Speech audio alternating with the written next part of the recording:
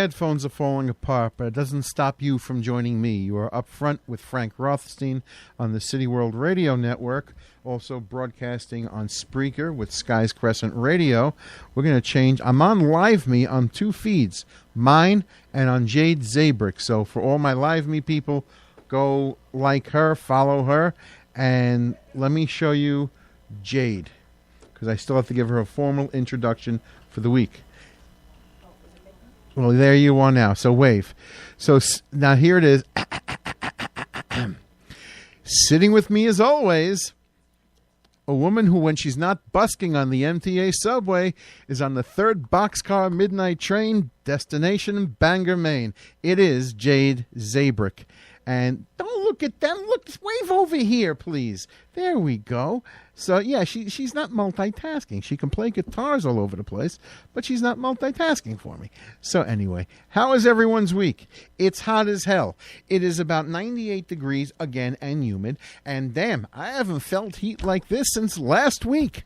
Oh, man, it is brutal. I'm on like a 12-shower day, and I did that all in 10 minutes. Because the second you get out of the shower, you sort of feel like you need a shower. So, yeah, that means I'm on a 4-bar soap shower day, and that's just how it is. And the soap companies love me. And it's 9:04. My phones are open, 646-690-2976. I have these headphones in my hands, which they feel so fragile. What is this called? Monoprice. Who the hell is this?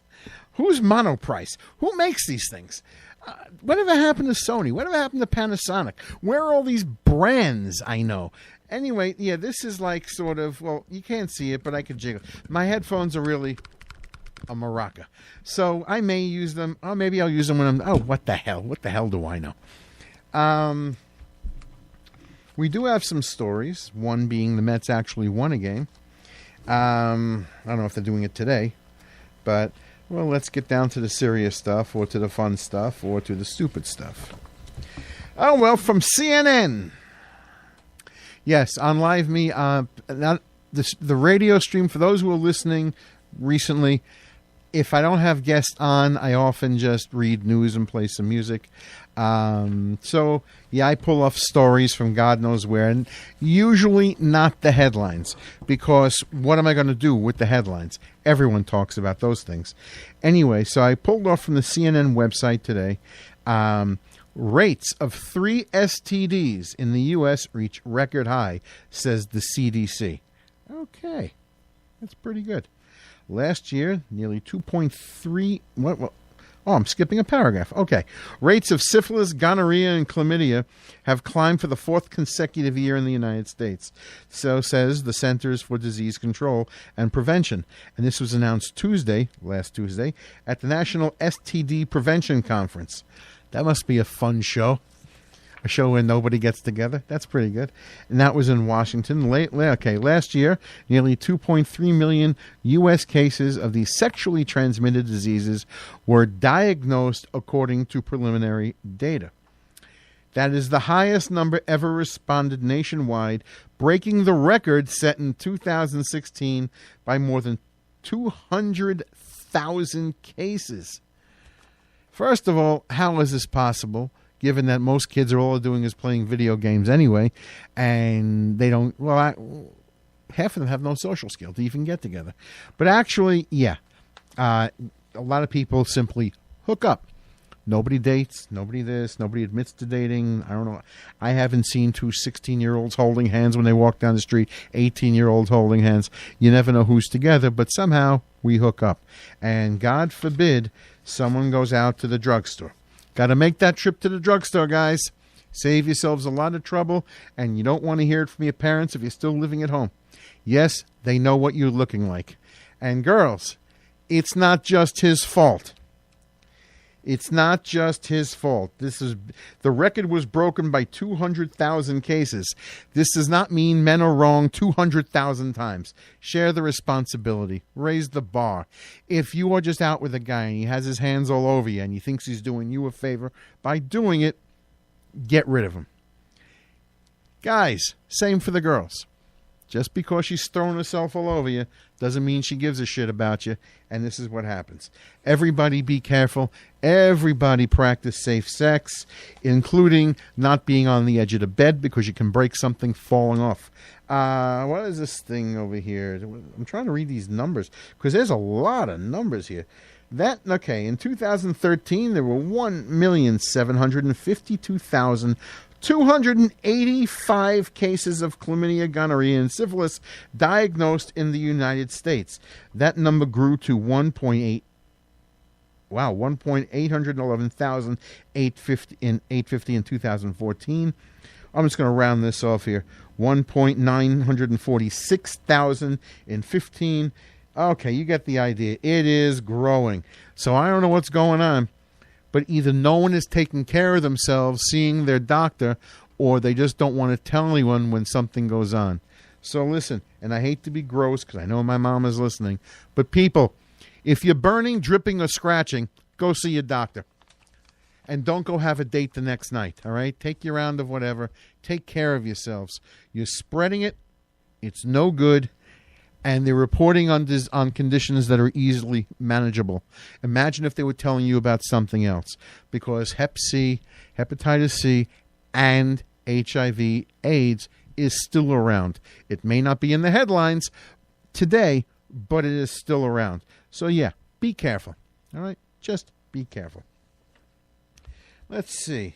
There's another story I wanted to... I go over this one story every now and again, but so I'll procrastinate for a few minutes. So we all know in Florida at the gaming convention, there was a shooting this week. Everyone knows it. And so I'm not even going to go into the details. We all know it. What I do want to talk about is... I know I'm moving my head from the microphone. Sorry. There's one story that I sort of found in this, and this was pretty impressive. This was pretty impressive. Jade, are you hearing me okay? Because I'm not using my headphones tonight, and I know I'm moving around. Okay. So we know this is a kid. This kid, he's 20. He's a video gamer, however you even refer to athletes. And there was one guy. There was one guy who used his body as a shield to protect other gamers. I couldn't believe I was reading this. Okay. And I'm going to read this. This isn't a long read. I'm going to read this one out.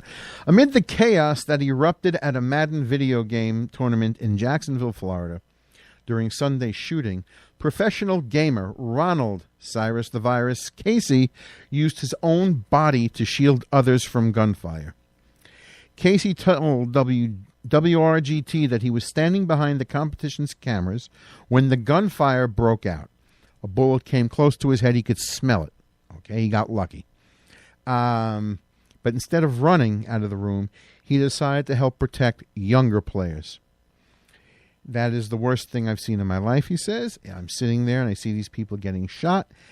That was when I was like, what did I say? Man, I just made the decision to jump on top of the guys. So during the interview with the New York Daily News, the 30-year-old compared himself to the players he was with. 18-year-old Joel Crooms Porter, 25-year-old Matt Clark, standing over 6 feet tall and weighing about 360 pounds. Casey reasoned that he could use his large stature to shield the younger players.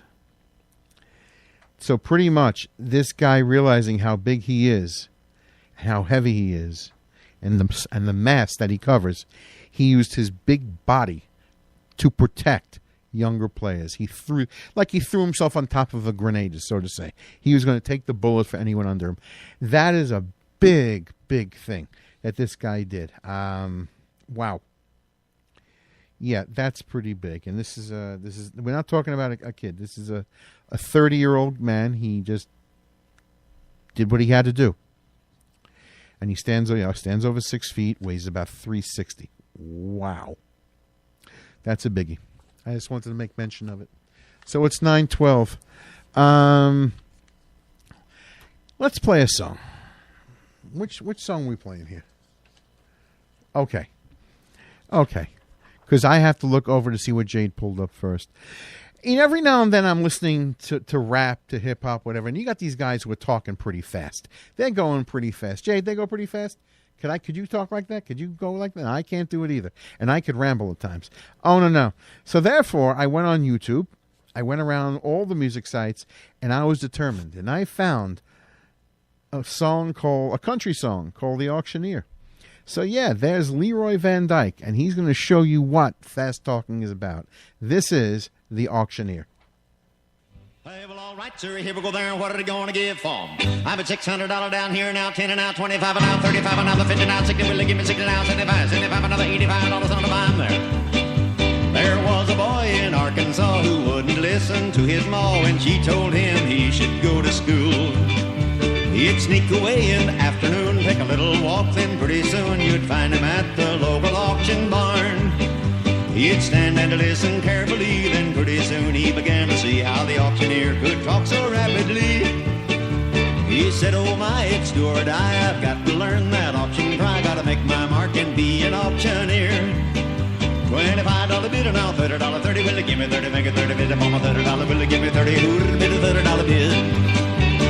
$30 bid and now 35, will you give me 35 to make it 35 to bid a 35, who would have bid it at a $35 bid? As time went on, he did his best and all could see he didn't jest. He practiced calling bids both night and day. His pap would find him behind the barn just working up an awful storm as he tried to imitate the auctioneer. Then his pap said, son, we just can't stand to have a mediocre man selling things at auction using our good name. I'll send you off to auction school, then you'll be nobody's fool. You can take your place among the best. $35 bid and I'll $40, 40, will they give me 40, make it 40 bid and I'm all $40 on, we live 40, who'd bid a $40 bid? $40 bid and now 45, will they give me 45 to make it a 45 bid and a 45, who would have bid it at a $45 bid? So from that boy who went to school, there grew a man who played it cool. He came back home a full-fledged auctioneer. Then the people came from miles around just to hear him make that rhythmic sound that filled their hearts with such a happy cheer. His fame spread out from shore to shore. He had all he could do and more. Had to buy a plane to get around. Now he's the tops in all the land, and let Paul give that man a hand. He's the best of all the auctioneers. $45 bid and I'll $50, 50, will they give me 50, make it 50 bid on a $50, will they give me 50, who'd bid a $50 bid? $50 bid and now 55, will they give me 55 to make it a 55, a bid of 55, I sold that home for the $50 bill. Hey, well, all right, sir, open the gate and let them out and walk 'em, boys. Here we come a lot number 29 in, what are they going to give for 'em? I'm at 25 to get 35, another 50, make it 50 bid on a 59, 60, will they give me 69, 75, and 85, and 95, 100, and 25, and 50, 75, and 2, and 3, and 4, and 5, and 6, and 7, 8. That's fast. Rapper's got nothing on this guy. I love it. You ever go to an auction and listen to all these people talk? They're hysterical. They go to school for this. They learn how to do. I can't do this. I wish I could. I could tell everybody off at the same time in 30 seconds. That would be my thing. So I'm still looking at Live Me. I'm still looking at Jade's Live Me. I'm on the radio. My phone is on 646-690-2976. I don't get a lot of calls. When I have guests on, I get more calls because they're talking to them. Let's see. Maybe I'll have guests next week. I'll see how I'm doing. Then I'm coming into the holidays, so who knows what I'm doing. Here's a good story. I got this off of Fox News website. Bride cancels wedding, breaking up with fiancé after friends and family refuse to pay $60,000 nuptials. Oh, wow. Okay, a woman's long-winded tirade blaming her friends and family for canceling her dream $60,000 wedding has gone viral on social media. The bizarre story has received a massive response after being shared on Facebook and Reddit by a woman identified as the bride's cousin. Okay, so the Facebook post starts with, "It comes with great sadness that I am announcing the cancellation of the wedding. I apologize for canceling with only 4 days notice." 4 days beforehand. The bride, identified as Susan, then reveals that she and her fiancé have broken up due to some recent irreparable problems before going on to blame her friends and family for ruining her marriage and life. Okay, there we go.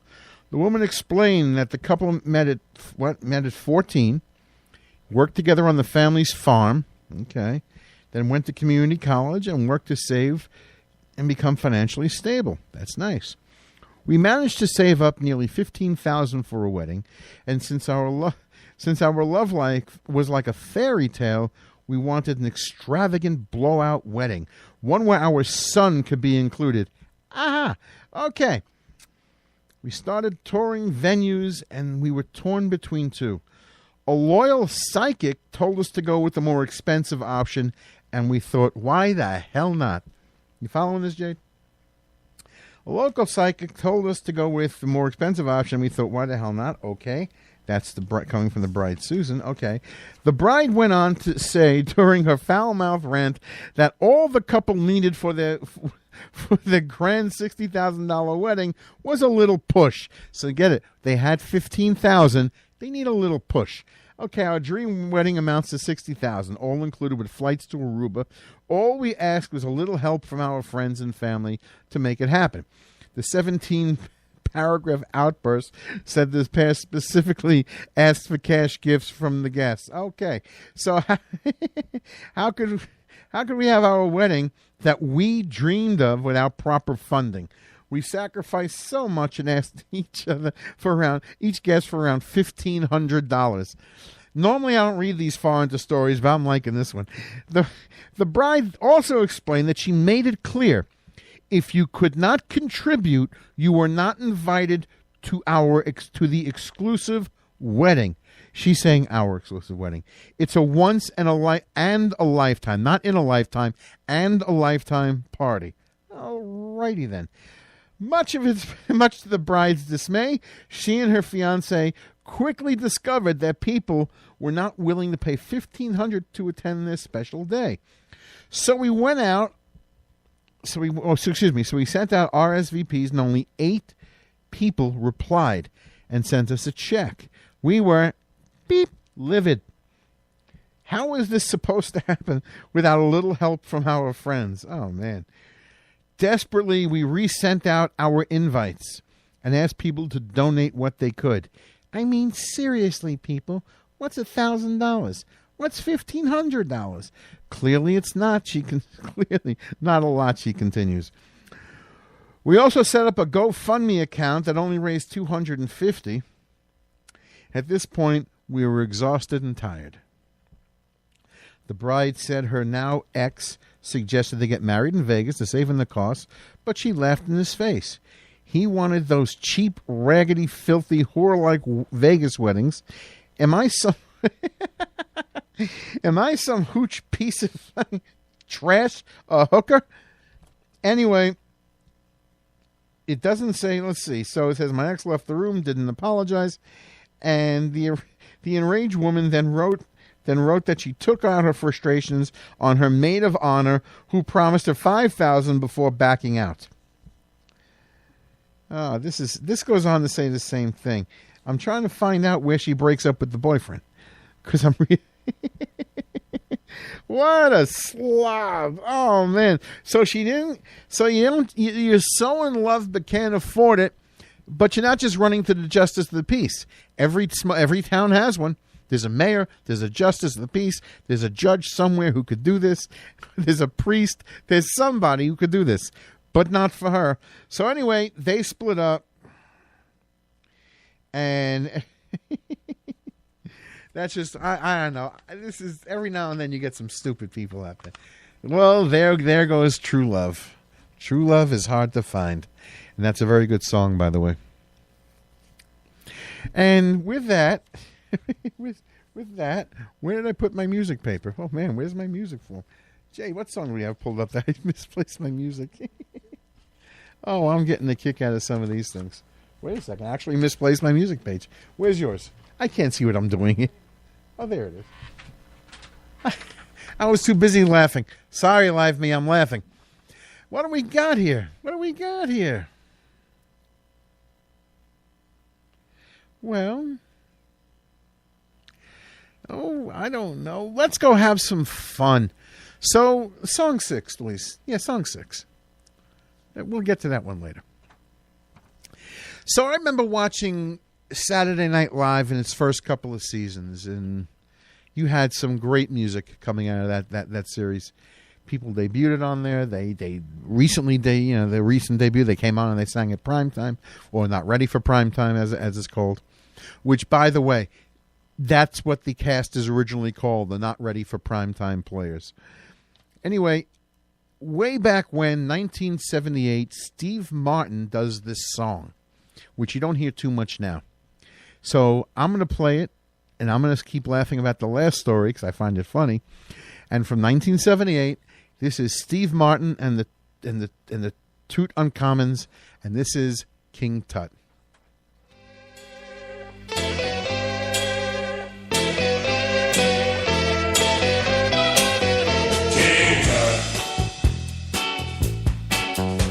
Now when he was a young man, he never thought he'd see people stand in line to see the boy king. How'd you get so funky? Did you do the monkey? Born in Arizona, moved to Babylonia. Now if I'd known they'd line up just to see him, I'd taken all my money and bought me a museum. Buried with a donkey. He's my favorite honky. Born in Arizona, moved to Babylonia.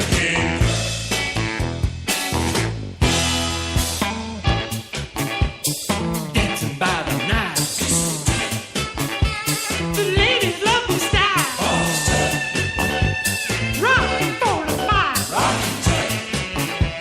He ate a crocodile. He gave his life for tourism.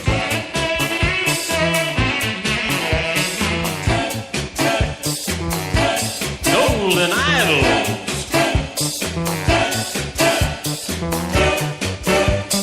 He's an Egyptian.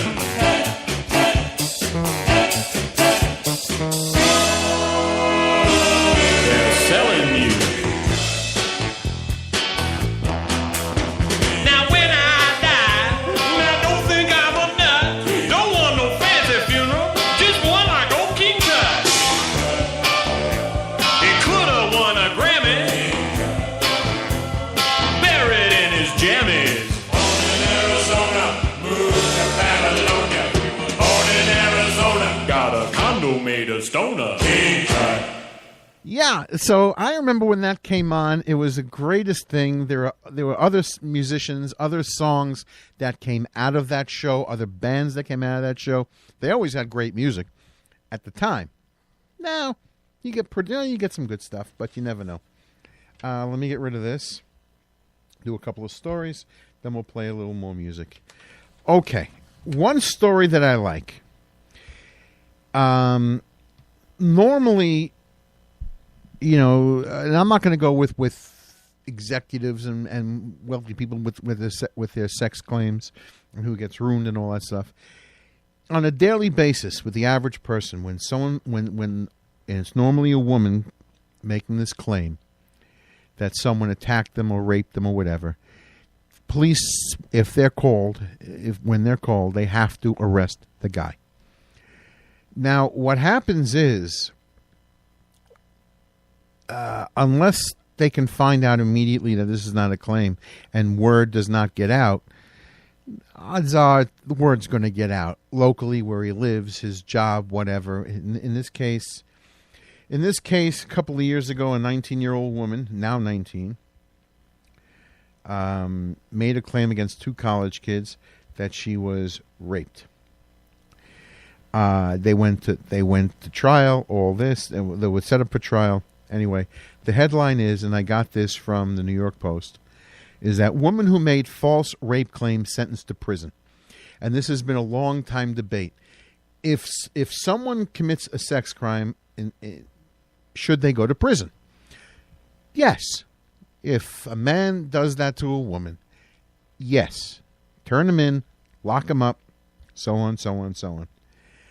in a case like this, what happens, and it's happened many times, when a woman makes a false claim, just blatantly lies, can't remember, has to pin it on someone, something. So this says, the 19-year-old Long Island woman who filed a bogus rape complaint against 2 Sacred Heart University football players was sentenced Thursday to a year behind bars and got a tongue lashing from the judge. Okay. Nikki Jovino first told cops in October of 2016 that the 2 players from Fairfield, Connecticut, forced her to have sex in the bathroom at a booze-filled party. She later admitted that she made the charges up so her boyfriend or her possible boyfriend wouldn't walk away from her. That's all it is. She wanted to hide that from her boyfriend, so she pinned it on someone. But during the pretrial hearing, she went back to her original version of events before finally pleading guilty in state superior court in Bridgeport to 2 counts of second-degree falsely reporting an incident and 1 count of interfering with police, the Connecticut Post reported. Okay. Judge, what's the judge going to say? I hope you reflect on things you did and so on and so on. But one of her victims, both of whom left the school, read the statement in court, and the defendant rolled her eyes as the paper reported. Okay. I went from being a college student to sitting at home being expelled with no way to clear my name. And that is from Malik St. Hilaire, who told, and that's what he told the courtroom as Jovino, the girl, started smirking at him. And just pretty much it's things like that. And I don't know what I don't remember what they were going for in college. I don't remember if they had any whatever their future was, it wasn't anymore. And even with this in the paper, word is out. So in a way, their life is ruined. Now she got a year. I don't know how much time they would have gotten had they been convicted, but she got a year for I wouldn't even know what phrase. It's not rape. I don't know what it is. It's something for sabotaging their lives. She just pinned it on somebody, on 2 guys, and now their lives are sort of ruined. But am I glad that she got jail time? Oh yeah. I'm sorry she only got 1. She should have got 10. What else is going on in the world? Well, how can I not cover this one? Yes, there is some presidential news, and this is important because I think the man is senile. Our president, Donald Trump. Wait 1 second. I'm having some problem with this laptop and its everlasting need for giving me commercials, because every website feels the need to give you 100 commercials. Okay, let me see. He's negotiating something with the Prime Minister of Japan. Look at this. This is incredible. It's just not loading. This is good. And of course, okay, let me do it again this way. I'll try it again because I want to read this right. Oh, well, here's the headline. President Donald Trump tells Japanese Prime Minister he remembers Pearl Harbor despite being born 5 years after the attack. I am not kidding, Jay. I got this from the Daily News.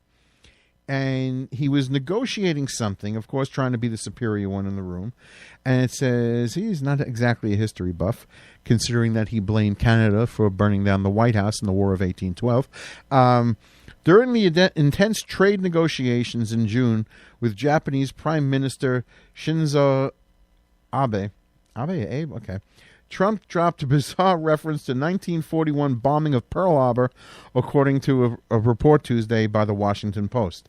And it says, I remember Pearl Harbor, before launching into a rant about Japanese trade policies.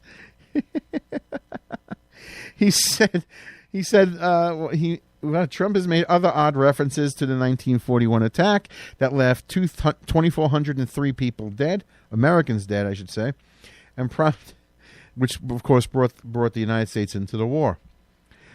The president, born 5 years after the bombing, flubbed the quote from Franklin Delano Roosevelt last year as he attempted to honor the 76th anniversary of Pearl Harbor.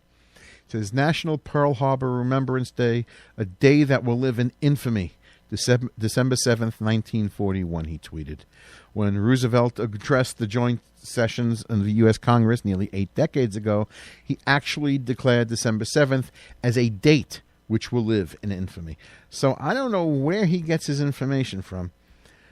But I still like when he was selling the planes. What were the planes? The F-15s?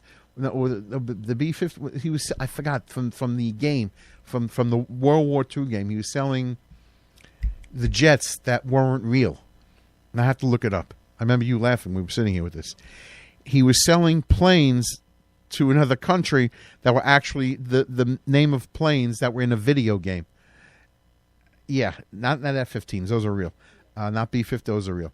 So it was, I got to look this up. Oh, but he is a class. He's when he's not being annoying, he's entertaining. This guy. He could be funny, just out of being an idiot. So that's the story. That is the story. At least on that one, it is 9:33.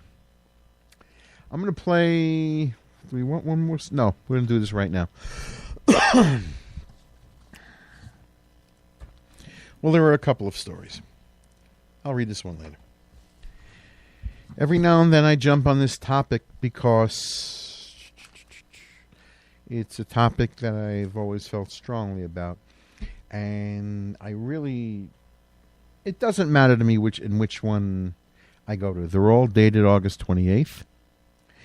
I got 2 from NBC News, 1 from the New York Times. Okay. Let's try this one. Montana had the highest suicide rate in the country. Then budget cuts hit. Okay, first I'll read a couple of paragraphs. Mourners in the small town of northeast Montana, where a strip of appliance shops and bars are dwarfed by vast ranches, packed into a church this month to pray for Michael Lee. A week earlier, Michael Lee, a 13-year-old who dreamed of playing in the NFL, had killed himself in his family's red clapboard home.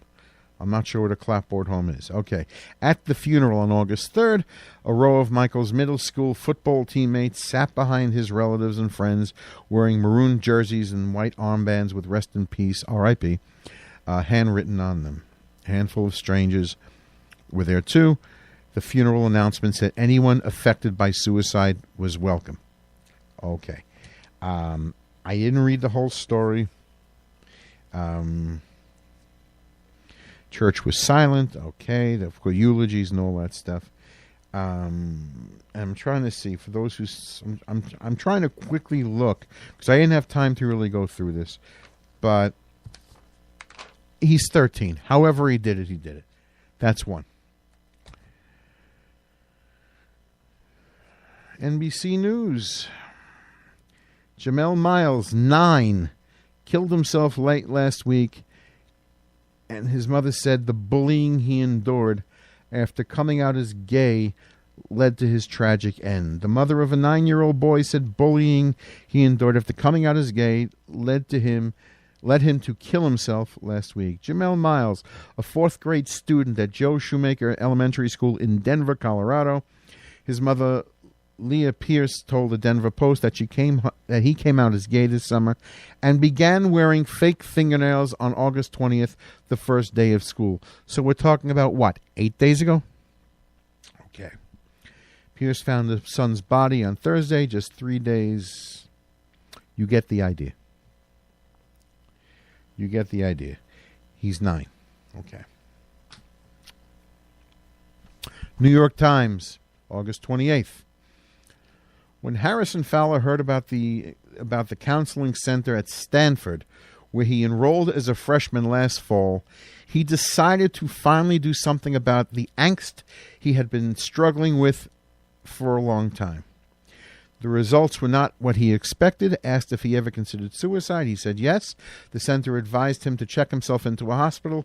From there, he was sent to a private outpatient treatment center where he was prescribed an antidepressant that he said triggered horrible suicidal fantasies. It wasn't long before he was back in the hospital being urged to go home to Texas. And he's saying, no, I can't go home.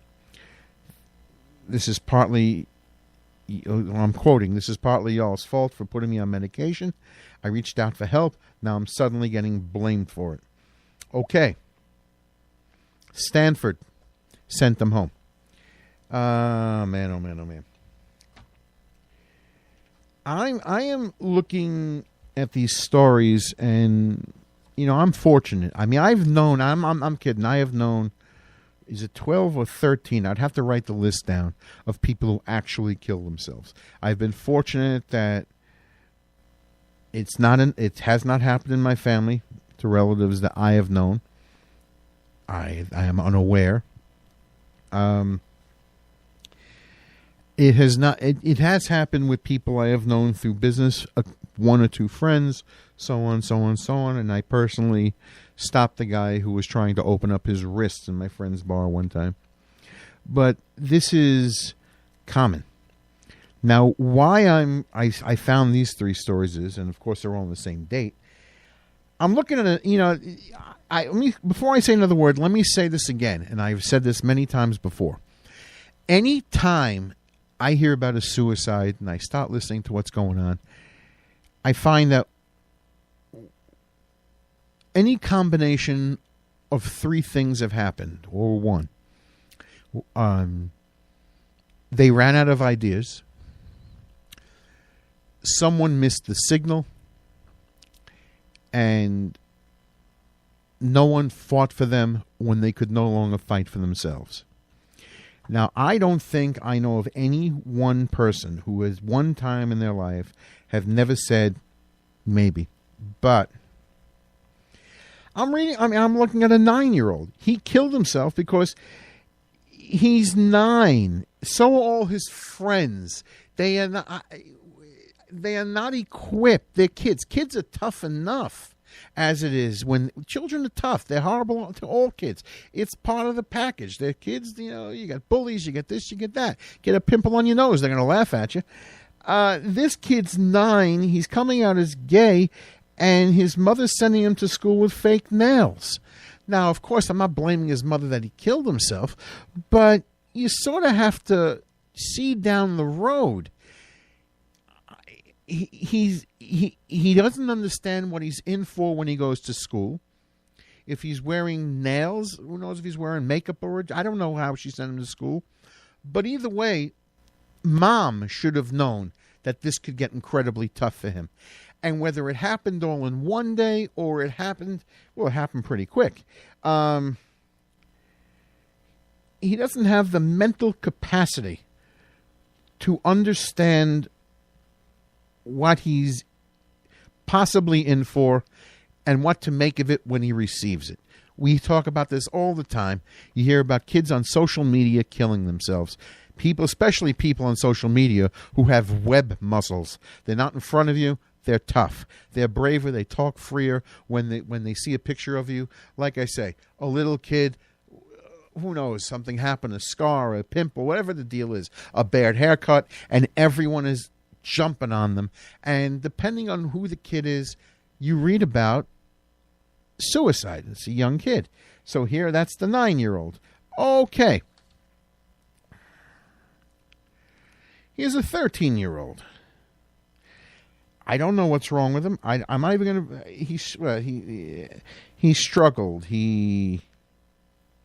Well, this is Montana. Kids struggle, this and that. Whatever the deal is, it's kids in suicide. They're finding new ways every minute. I mean, if they don't have a gun, they're going to think of something. Where they hang themselves, where they throw themselves on the train tracks, where they simply, I don't know what they're doing, but they're doing. Maybe they found all of Mom and Dad's pills and had like a bowl of cereal with them. But either way, someone's got to watch out for kids. You're at home. You're seeing your kid. All they're doing is sitting in front of a video game, or they're being bullied on the internet, or maybe they're really being beaten up by whoever. But parents aren't watching. These are kids. They don't have the ability to work with it and to work through it. So this is what's happening. Here, look, 19-year-old kid went to get help. They turned him away. They popped the pill down his throat and told him to go home to Texas. This is incredible. This isn't that can even happen at Stanford of all places. Wow. And I'm glad he got mad and didn't do it. He got mad and told him to help him. Stanford, of course, says it behaved properly, but the case lays bare in the conundrum of universities. It's a lot of universities face this. All I know is that when I grew up, sometimes you lose. That's just the way it is. Sometimes you lose. There are colleges now that teach courses and to teach kids how to fail because they don't know how. Because their parents have told them how perfect they are all their lives. I mean, I was reading this story years ago. It was like a train wreck coming. Parents tell their kids how wonderfully handsome they are, how beautiful they are, how intelligent they are, how they are the best at everything. They're wonderful. They're perfect. They're the best. They're going to do great. They're going to do this. And when they get they're approaching adulthood somewhere, 17, 18, 19, and it's not always the case. They don't know what to do. And sometimes, it happens. And people are not looking for the signals. If you're sending a 9-year-old to school with fake nails, and who knows if mom put makeup on the kid or whatever the deal is, you are, even if he doesn't kill himself, you are asking for trouble. You really are. It's not that I care whether this kid eventually says he's gay and that's the end of it. It's that he's 9, he's going in front of other kids, and you could see it coming. You could just see it coming. That a college would turn somebody away or not give a crap, that's a whole other, wow, that's incredible. And Montana, an entire state in crisis. That's all I could think of on that subject. We all know how I think about it. And if you are listening and you are having any thoughts in your head, I know you can call suicide prevention lines, and I know you can call 911 and call the police to come get you. But the odds are you won't admit that you're in trouble, and you'll just think yes or no. One piece of advice I gave somebody in the past. I was actually on the internet, and there was somebody on a live feed video talking about how miserable she is, and she doesn't know what she should do with herself, and should she end it all that kind of stuff. And I don't know where she is. I don't have a phone number or anyone to send over there. But I noticed that she was sitting in her bedroom with the door closed. So I asked her, is anybody home with you? She says, yeah, my parents are in the other room. I said, well, all I want you to do is open the door. She says, why? I said, because you're sitting alone in a room. If you open the door, you're no longer alone. There's people in the other room. They can hear you. You can hear them. You're not alone anymore. Let's just start with opening the door. And I don't know what finally happened. I haven't seen her since. But, someone has to come up with an idea when someone's sounding in distress. Give it your best. And that's that. But that's my suggestion. Go knock on your neighbor's door. Go call up a friend. Go call up somebody. I don't care if you sit in the middle of the street. Just don't sit alone and think about this. And I'm going on and on about it, I know. But what can I say? It is 9:47.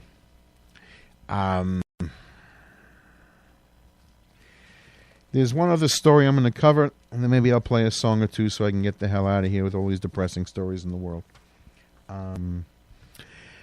Controversial, and this, what is there even a date here for? Who the hell cares?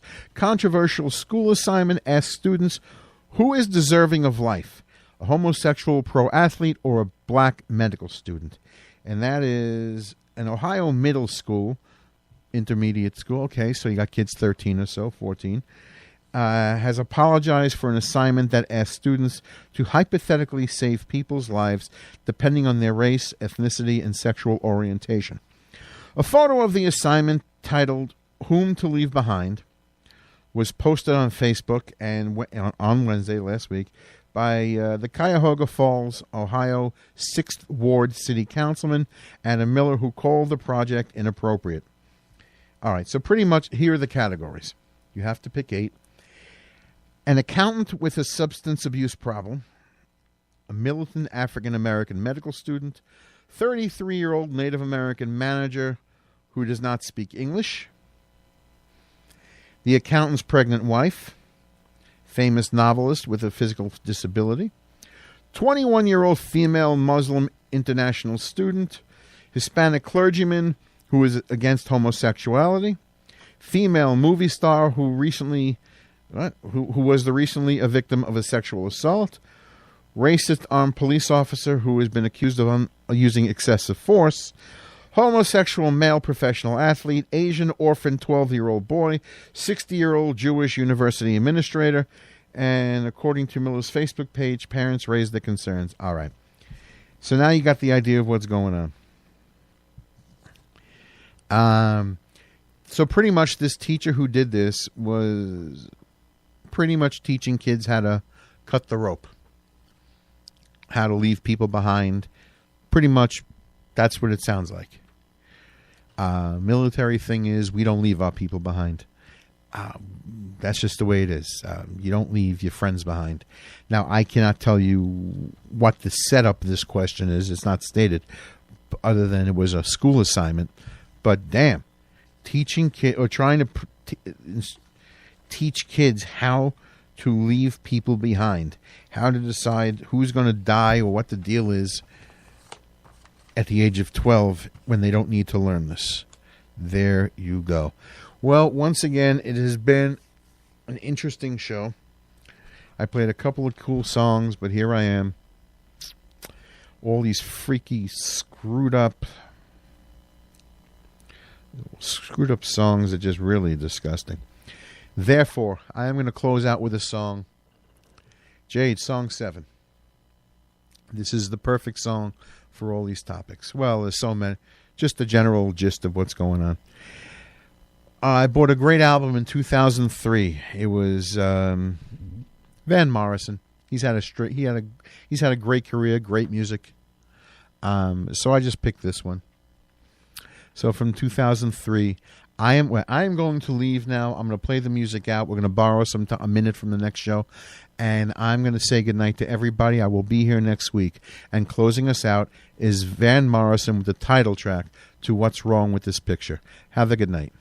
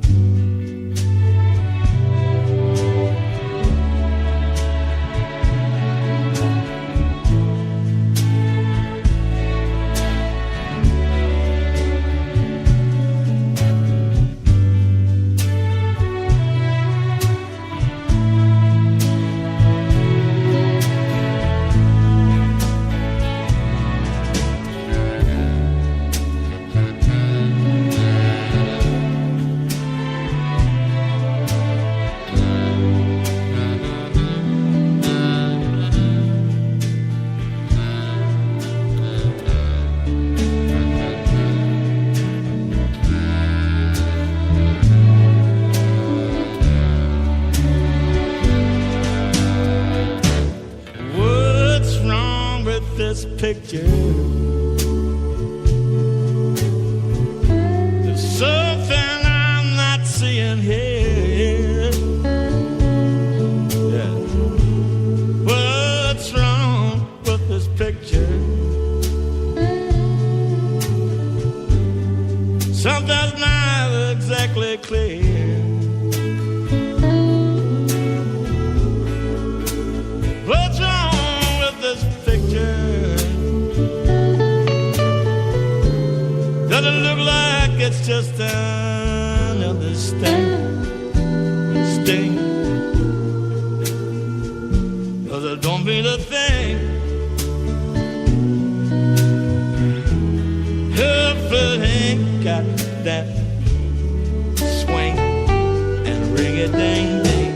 What's wrong with this picture?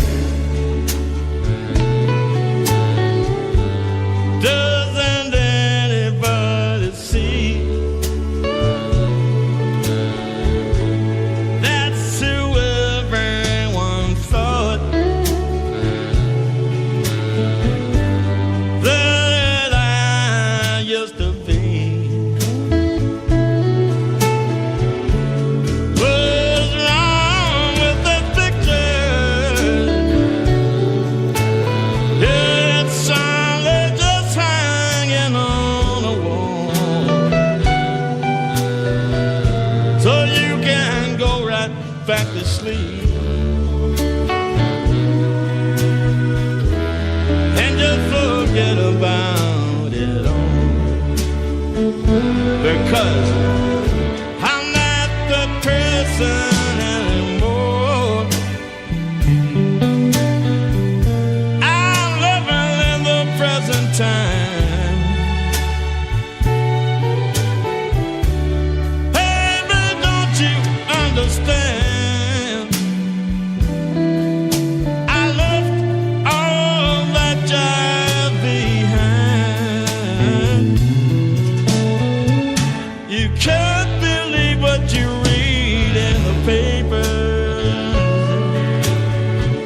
or half the news that's on TV, or the gossip of the neighbors, or anyone who doesn't want you to be free.